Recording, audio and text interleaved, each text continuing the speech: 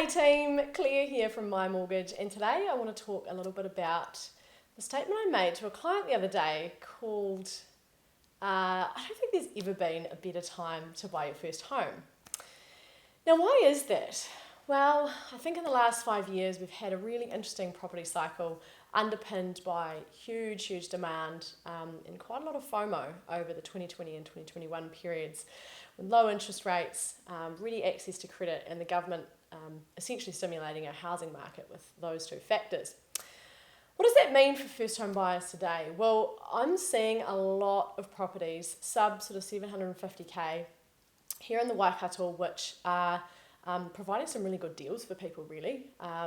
People who potentially might have bought a property a couple of years ago, they've got a bit of capital gain, they're really happy with that capital gain, and they're looking to get out to pursue other opportunities.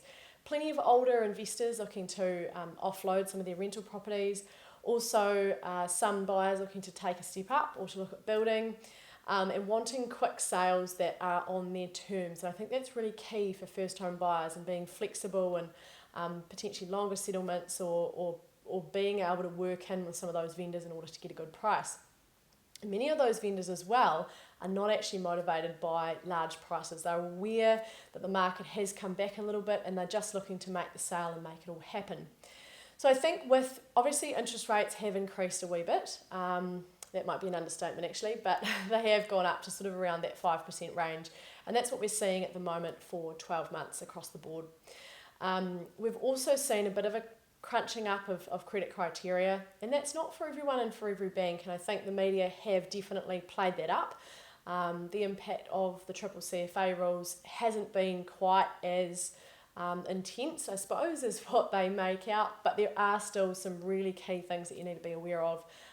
One of them just being really prepared, getting a pre-approval first, and the second one in understanding what you need to do in order to get into a really good position to buy your first home. The last thing that has really helped first home buyers, probably since the middle of this year, is the reduction of some of the criteria for the first home loan. So largely this was sort of off the radar for about 5 years because the house price caps were so significant and they just weren't realistic for any type of property in the Waikato. So we were just seeing very few of those applications coming through. Now they've actually completely reduced the price caps, which is awesome, and it means that so many more people are eligible for that first home loan, which helps people with a lower deposit get into properties. And it's also great because there are unlimited first home loans available. So that's fantastic from a bank perspective. So largely, I really think heading into the end of 2022, there's never been a better time to buy your first home. The market conditions are there.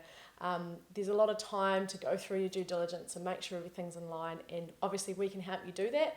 Pop onto our Contact Us page, book in a call with me or Greg, and we can get you on the road to your first home before Christmas.